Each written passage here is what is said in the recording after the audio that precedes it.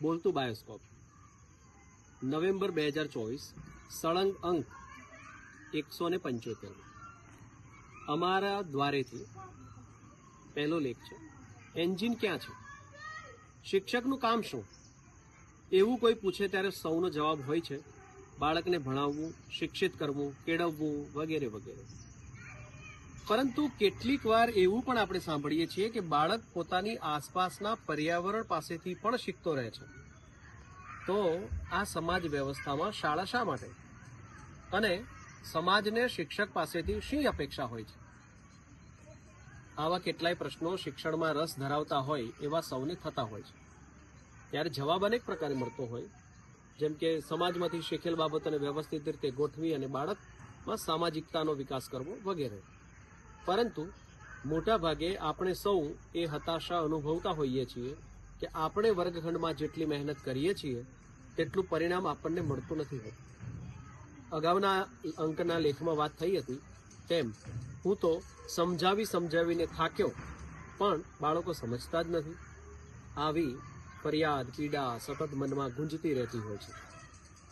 તો આની અગાઉ એકવાર આપણે એ પણ વાત કરી હતી કે હાર્ડવર્કની સામે સ્માર્ટ વર્ક, જેમાં બાળકો શીખતા નથી, સમજતા નથી વગેરે પ્રશ્નોના ઉકેલ મેળવવાની મથામણ કરી છે, તેમાં વધુ એક મથામણ જરૂરી છે। વર્ગ કાર્ય એટલે શું? વર્ગખંડની પ્રક્રિયા એટલે શું? તો વર્ગખંડની પ્રક્રિયા એટલે બાળક અને શિક્ષક વચ્ચે થતી શીખવવું અને શીખવું, સમજાવવું અને સમજવું, ઓળખાવવું અને ઓળખવું।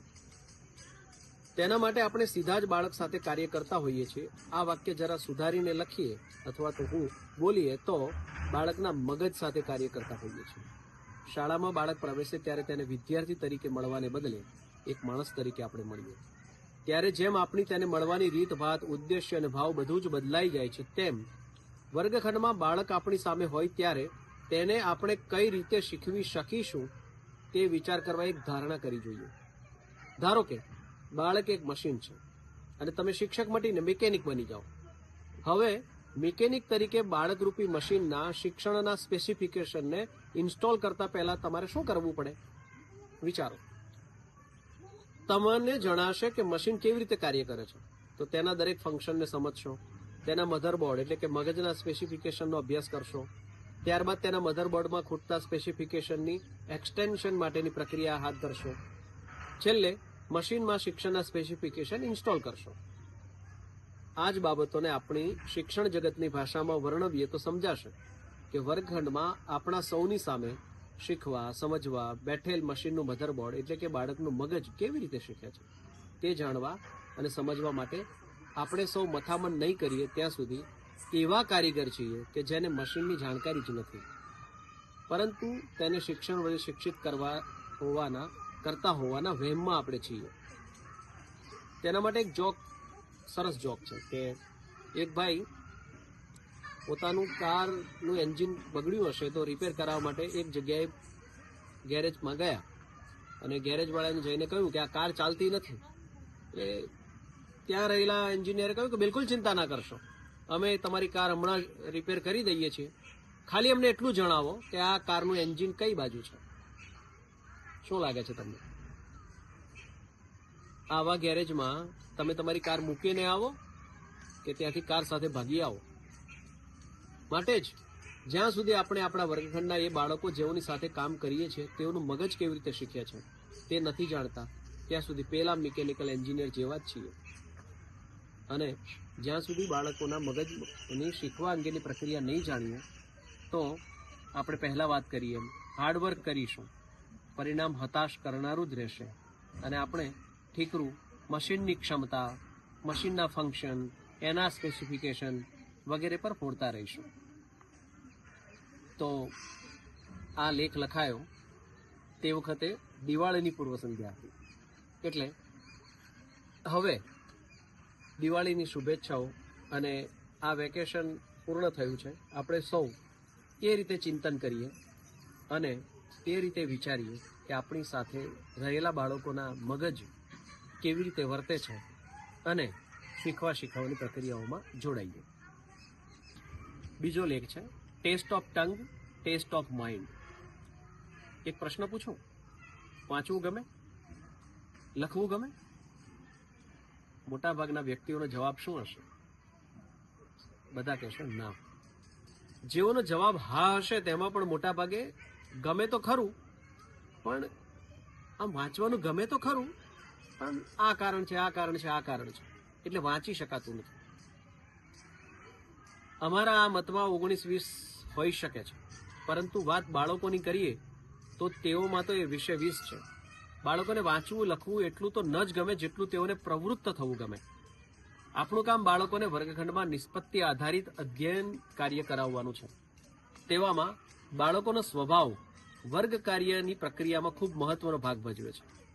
ઉદાહરણ તરીકે, બાળકો માટે દવા બનાવતી ફાર્મા કંપની બાળક માટે જ્યારે કોઈ દવા કે ગોળીનું નિર્માણ કરતી હોય ત્યારે તે બાળકના મૂળ સ્વભાવને ધ્યાને રાખીને પ્રોજેક્ટ હાથ ધરે છે. અને તેના કારણે જ તે દવાનું જે કન્ટેન્ટ એ ગમે એટલું કડવું હોય, પરંતુ તે કંપની તેના જે સ્વાદ છે તેને ચોકલેટી બનાવવાનો પ્રયત્ન કરે છે. વિચારો કે બાળકનો ટેસ્ટ ઓફ ટંગને ધ્યાનમાં રાખ્યા વિના પોતાની અનુકૂળતા મુજબ ટેબ્લેટ કે દવા બનાવે તો? ગમે એટલી અસરકારક દવા પણ કોઈ માતા પિતા એમ કહીને ન ખરીદે કે આ તો નહીં, આ અમારો બાળક આ દવા પીતો નથી, અથવા તો આ દવા પીવાની કે ગળવાની આવે ત્યારે તો એને બહુ મહેનત પડે છે. આપણે સૌએ આ બાબતમાં ખૂબ શીખવા અને સમજવા જેવું છે કે બાળકોનો મૂળ સ્વભાવને જાણ્યા કે સમજ્યા વિના ગમે તેટલું વર્ગ કાર્ય કરીએ તે બાળકના મન સુધી પહોંચતું નથી. બાળકો ચંચળ હોય છે એવું આપણે શા પરથી કહેતા આવ્યા છીએ? તો તમને જણાશે કે બાળકો સતત પ્રવૃત્તિમય રહે છે. એમને એમ જ રહેવું પસંદ છે. આપણે કામ સોંપીએ કે ન સોંપીએ તેઓ કંઈક ને કંઈક કામ શોધી લેતા હોય છે, જેને વાલીઓ અને આપણે પણ ક્યારેક કંટાળા સ્વરૂપે આ તો 1 મિનિટ જપતો જ નથી અથવા જપતી જ નથી એવા ડાયલોગ વડે નવાજીએ છીએ. આ જપતા નથી નો બારીકાઈથી અભ્યાસ કરો તો સમજાશે કે તેનું મન જપતું નથી. મન સતત વિચારશીલ અને તેને અનુસરતું શરીર સતત પ્રવૃત્તિશીલ રહેવા મથતું હોય છે. તેથી જ તો શાળા હોય કે ઘર, તે કંઈ પ્રવૃત્તિ ન મળે તો આમથી તેમ દોડવું, કૂદવું, મસ્તી, તોફાન કરવું વગેરે. આવા સ્વભાવ, સતત પ્રવૃત્ત રહેવાના સ્વભાવ સાથે વર્ગખંડમાં બેઠેલા બાળકોને જ્યારે પ્રવૃત્તિ વિનાનું એટલે કે તેના તનને અને મનને મથામણ ન કરવી પડે તેવું ચીલા ચાલુ લખવા કે વાંચવાનું કાર્ય સોંપી દો તો તેના ટેસ્ટ ઓફ માઇન્ડની વિરુદ્ધ છે. હવે આવામાં બાળકોની પ્રવૃત્તિઓમાં આપણા શૈક્ષણિક ઉદ્દેશોને જોડી દેવા એ જ શાણપણ છે. આવું શાણપણ આપણા બાળકોનું બાળપણ બચાવતું રહેશે અને આપણા બાલવાટિકામાં આપણે સૌએ કરેલા પ્રયત્નોનું સોનેરી ફળ આપતું રહેશે. અહીંયા બાલવાટિકામાં શાળાના શિક્ષકે વાર્તા સ્વરૂપે એક સંવાદ કર્યો. કોડિયાઓ લઈ એનું રંગરોગાન કરાવ્યું, ભીંડાઓની છાપ કરી, એના રંગો વડે રંગોળી કરાવી, કાગળમાંથી કૂતરો બનાવવાનો હોય. આ બધું જ પેલી દવાની કંપનીની જેમ ઉદ્દેશ્ય ભલે શૈક્ષણિક હોય પણ એની ફ્લેવર બાળકના ટેસ્ટ ઓફ માઇન્ડ મુજબની કરી. તો એવી જ એક વાર્તા કહી અને પછી એક દીકરીએ જે પ્રશ્ન કર્યો અને એ પ્રશ્ન સાથેનો જે વિડીયો છે એ આપણી યુટ્યુબ ચેનલ પર છે. તેની લિંક પણ તમને આના ડિસ્ક્રિપ્શનમાં મળશે. તો એ જોશો તો સમજાશે કે બાળકો આપણી સાથે પ્રવૃત્તિમાં જોડાય ત્યારે તેઓ કેવી કેવી રીતે વિચારતા હોય છે. ત્રીજો લેખ છે સત્રનું સરવૈયું. અતિ તીવ્ર ઝડપવાળા કોઈ રોલર કોસ્ટરની મજા માણી હોય એવી સ્થિતિ શાળાની છે. જ્યારે દિવાળીનું આ વેકેશન શરૂ થવાનું હતું ત્યારે જાણે હમણાં જ ચગડોળમાંથી ઉતર્યા હોય એમ ફેર ચડેલા હતા. અલબત્ત આનંદના જ. પ્રવેશોત્સવથી શરૂ થઈ હતી આપણી આ મજેદાર સફર, બંને અર્થમાં સફર, ઘણા ઉતાર ચઢાવની વચ્ચે મોટાભાગે આનંદદાયી બની જ રહે છે. કેટલી વાર તણાવ પણ અનુભવાયો. એક એક વિદ્યાર્થી સુધી પહોંચવાની મથામણ હોય કે પોતાનું વર્ગ કાર્ય વધુને વધુ બહેતર બનાવવાની મથામણ હોય, સાથે અર્જુનની જેમ વહીવટી બાબતોને પહોંચી વળવાના ત્રાજવામાં પગ તો રાખવાના જ છે. આ બધા જ જુદા જુદા પ્રકારના ઓર્કેસ્ટ્રાની જેમ કંઈક ને કંઈક ચાલતું જ રહેતું હોય. ક્યારેક કોઈક વધુ અવાજ કરતા વાદ્યનો સૂર તીવ્ર બની બધાને સંભળાય અને ઝડપથી નાચવા મજબૂર કરે, તો ક્યારેક કોઈક મધુરી મોરલીનો સૂર ચારેય બાજુ ફેલાઈ જાય. પણ અંતે તો આ બધું જ સંગીત છે અને આ સંગીતની સંગતિમાં આપણે સૌએ આ શૈક્ષણિક કાર્યનું નૃત્ય માણી રહ્યા છીએ. આપણી નવા નદીસર પ્રાથમિક શાળા માટે પણ આ સત્ર આવું જ સંગીતમય બની રહ્યું. સત્રની શરૂઆતમાં જ પ્રવેશોત્સવમાં જે વિદ્યાર્થીઓ પ્રવેશ મેળવી રહ્યા હતા તેમણે પોતાના આંગણાનો જાદુ એવો ફેલાવ્યો કે એના પછીથી તેઓ હંમેશા રોજે રોજ આ જાદુ કરતા રહ્યા. એ સિવાય આ વખતની પ્રાર્થનામાં ધ્રુવભાઈને એન્ટ્રી મળી અને તેમનું ઓચિંતુ કોઈ મને રસ્તે મળે એ ગીત તો જાણે કે આપણું શાળા ગીત બની ગયું. પ્રવેશોત્સવ પૂરો થયો એટલામાં રાજ્યમાં ચાંદીપુરા વાયરસ અને તે પણ ગામડામાં વધારે પ્રમાણમાં છે તેવો ભય ફેલાયો. વિદ્યાર્થીઓ સાથે તેની ચર્ચા કરી તો એમણે એવું આયોજન કર્યું કે આના વિશેની જાગૃતતા તો અમે ફેલાવીશું. બાળકો વડે યોજાયેલા આ જાગૃતિ અભિયાનને રાજ્યના વિવિધ ટીવી માધ્યમોમાં અને છાપાઓમાં સ્થાન મળ્યું. એનાથી પણ વિદ્યાર્થીઓ વધુ પ્રોત્સાહિત થયા. એમને અમે જાણીએ સૌને જણાવીએ એવી થીમ પર બીજા 4 પ્રોજેક્ટ અમલમાં મૂકવાનો પ્રયત્ન કર્યો. એમાં પણ એમણે વિવિધ માહિતી એકત્ર કરી માહિતીને લોકો સુધી પહોંચાડવાનો પ્રયત્ન કરવાનો હતો. અમારું રિફ્લેક્શન અમને એ વાતને સૂચિત કરે છે કે જે પ્રમાણમાં ટીમ તરીકે જે વ્યાપ સૌએ મળીને અમે વિચારેલો એ વ્યાપ સુધી અમે ગામના લોકોની મદદ ન કરી શકીએ. તેમાં વિદ્યાર્થીઓ કરતાં અમારા પક્ષે જવાબદારી વિશેષ છે. અમને અભ્યાસક્રમ વિશેની જે ચિંતા ઉત્પન્ન થઈ હતી તેના કારણે અમે સતત તેમના વર્ગમાં ફોર્મલ ક્લાસીસમાં વધુ રાખવાનો પ્રયત્ન કર્યો. આજે સમજાય છે સત્રના અંતે કે અમારી એ અપેક્ષાઓને કારણે વિદ્યાર્થીઓને જે શીખવાનું આકાશ મળ્યું હતું એ અમે થોડુંક તો કાપી જ લીધું. શાળાનું એક સૌભાગ્ય છે કે દર વર્ષે અમને નવા નવા ફ્રેન્ડ્સ મળી આવે છે. ભાર્ગવભાઈ આપણી સાથે ઘણા વર્ષોથી જોડાયેલા છે. એમના દ્વારા જ બીજા 2 નવા ફ્રેન્ડ્સ ઓફ નવા નદીસર મળ્યા, કાર્તિકભાઈ અને વિનોશભાઈ. શિવરંજની ફાઉન્ડેશન એ હવે શાળા સાથેની શાળાની જ ટીમ બનીને કાર્ય કરી રહ્યું છે. એમની મદદથી જ આપણે પોલિનેટર વીક અને રાત્રિ રોકાણ કરી જુદા જુદા જીવજંતુઓને જોવા માટેનું અને એમને ઓળખવા માટેનું નેશનલ મોથ વીક બંનેનું આયોજન કરી શક્યા. એ અનુભવોના કારણે હવે માણસો સાથે શાળાના પક્ષીઓ જ નહીં, ઈયળો અને કોશેટાઓથી લઈ ભમરા અને પતંગિયા પણ અમારી ચર્ચાનો હિસ્સો બની ગયા છે. આ જ રીતે મૌલિકભાઈ પાટણ, ચેતનભાઈ હનીબી નેટવર્ક, સિદ્ધાર્થભાઈ, સમગ્ર શિક્ષા અભિયાનમાંથી ધર્મેશભાઈ, મહેસાણાથી રમેશભાઈ અને આઈઆઈએમના અમદાવાદના કેટલાક વિદ્યાર્થીઓએ ડેમોક્રેટિક સ્કૂલ બનાવવાના ફ્રેમવર્ક માટે લીધેલી શાળાની મુલાકાત અને તેમાં જે જુદા જુદા આઈડિયાઝની જે ચર્ચાઓ થઈ અને એમાંય આપણા બાળકોએ એ બધા માટે જે આયોજન સત્ર કર્યું હતું એ બહુ યાદગાર બનાવનારું છે. આ વર્ષે નાગરિક ઉઘડતરની પ્રવૃત્તિમાં જૂથના લીડર અને ઉપલીડરની ચૂંટણી કરવાની જવાબદારી એક સાવ ઓછા જાણીતા એવા તુષારે લીધી. એનું સુચારું આયોજનથી વિદ્યાર્થીઓને લાગ્યું કે શાળાના પ્રમુખ અને ઉપપ્રમુખની ચૂંટણી કરવા માટે ચૂંટણી અધિકારીની ખોજ હતી એ પૂરી થાય છે.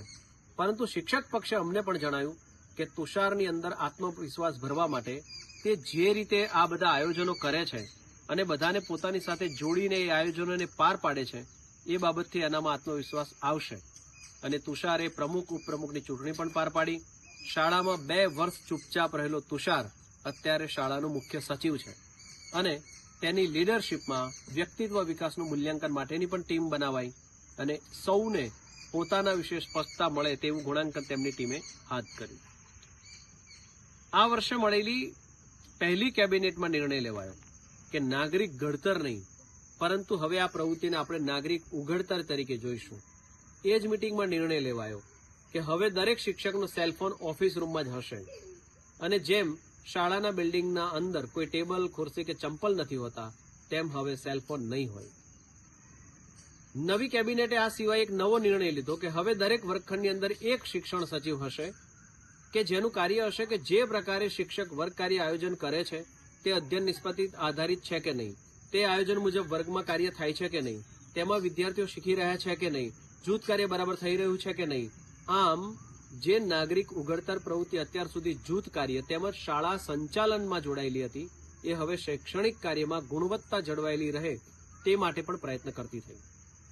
આ જ સત્રમાં શાળાના પ્રમુખ અને ઉપપ્રમુખે પંચમહાલ જિલ્લાના શિક્ષકોને શાળા સંચાલન માટેની ટ્રેનિંગ આપવાનું કામ પણ કર્યું. અત્યાર સુધી શાળાની મુલાકાતે આવનાર સાથે ચર્ચાઓમાં તેઓ બંને શિક્ષકો સાથે જે ફોર્મલ રીતે તાલીમ આપી શક્યા એ પણ એક આનંદનો વિષય છે. વિદ્યાર્થીઓ જાતે જ વિડીયો જોઈને પોતાની રીતે તેમજ એકબીજાને શીખવીને સ્કેટિંગ કરી રહ્યા છે. આ સત્રમાં સૌ પ્રથમવાર કુમાર અને કન્યા બંનેની ભાગીદારી જિલ્લા કક્ષાની સ્કેટિંગ સ્પર્ધામાં થઈ. કબડ્ડીમાં પણ તાલુકા કક્ષાની ટીમમાં આપણી શાળાના 5 વિદ્યાર્થીઓનો સમાવેશ થયો. તાલુકા કક્ષાની સંગીત વાદન સ્પર્ધામાં આપની શાળાનો પ્રમુખ ધનુષ પ્રથમ નંબરે આવ્યો.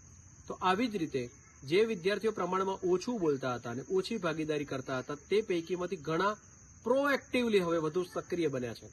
એનું એક ઉદાહરણ આપણે તુષારનું અને બીજું ઉદાહરણ છે સાગર, જેનું ફાંકડું અંગ્રેજી તેના આત્મવિશ્વાસ સાથે બહાર ફૂટી નીકળ્યું. આવી જ એક માથાભારે ચકલી આરાધ્યા, તો તમને યાદ જ હશે, જેનો પ્રવેશોત્સવ પછી તેના વર્ગખંડમાં પ્રવેશ થયો જ નહીં. ઓફિસમાં અને શિક્ષકની પાછળ જ ફર્યા કરવાનું, તેમની પાછળ ખુરશીમાં ભરાઈ રહેવાનું એ આરાધ્યા સત્રના અંતે તેના વર્ગ કાર્યમાં સૌથી વધુ સક્રિય બની ગઈ છે. અમને યાદ રહેશે આ પણ. સૌપ્રથમ એક ફોટોગ્રાફ છે કે જેમાં સંગીત સ્પર્ધામાં ધનુષે પ્રથમ ક્રમ મેળવ્યો, તો એના માટેનું જે પ્રથમ સ્થાન મેળવ્યું તે વખતનો જે ફોટોગ્રાફ છે. નવરાત્રીનું આયોજન આવા વ્યસ્તતાઓ વચ્ચે પણ શાળાએ કર્યું, એટલે અલબત્ત એમણે જ બધા વિદ્યાર્થીઓ ભેગા મળીને કર્યું, તો એનો એક ફોટોગ્રાફ છે. પરીક્ષા અપાતી હતી સત્રાંત, તો એનો એક દ્રશ્ય છે. બધાને નવા નવા રંગના યુનિફોર્મ, આમ તો એને યુનિફોર્મ કહેવું એના કરતાં બધા કહે છે કે એને રેઇનબો ફોર્મ કહેવું જોઈએ, કારણ કે અહીંયા આપણે દરેક વિદ્યાર્થીને તેને ગમે તે રંગનો યુનિફોર્મ એટલે કે ટી શર્ટ આપીએ છીએ, તો એનો એક ફોટોગ્રાફ છે. દિવાળીનું વેકેશન પડે પણ શાળા ક્યારેય બંધ છે વેકેશનમાં એવું થતું નથી. શાળાના જે યુવાનો છે તે શાળાને સજાવે છે, શાળાના મંદિરમાં આવીને દીપ પ્રગટાવે છે, તો એનું એક દ્રશ્ય છે. આપણે વાત કરી લેખમાં એ પ્રમાણે જે વિનેશભાઈ ને એમની ટીમ જે આવે છે તેમણે પશુ પંખીઓ ઉપરાંત આ વખતે જીવજંતુઓ ઉપર કામ કર્યું, અને જે ઈયળ કે વગેરે જોઈને બાળકોને ચીડ ચડે, સૂગ ચડે અથવા ડર લાગતો હોય એ દૂર કરવા માટેના જે પ્રયત્નો થઈ રહ્યા છે તેનો એક ફોટોગ્રાફ છે. અને વિદ્યાર્થીઓ પોતાની જાતે જ વ્યક્તિત્વ વિકાસનું મૂલ્યાંકન કરે છે, તો તેનું એક દ્રશ્ય છે. તો આવા બધા દ્રશ્યો છે, નવા દ્રશ્યો રચાતા રહેશે. ફરીથી આપણે મળીશું નવા બોલતા બાયોસ્કોપ સાથે. ત્યાં સુધી અમારા બ્લોગ અને યુટ્યુબ ચેનલની મુલાકાત લેજો અને એમાં તમારા કોઈ સજેશન્સ હોય તો આપજો. Thank you.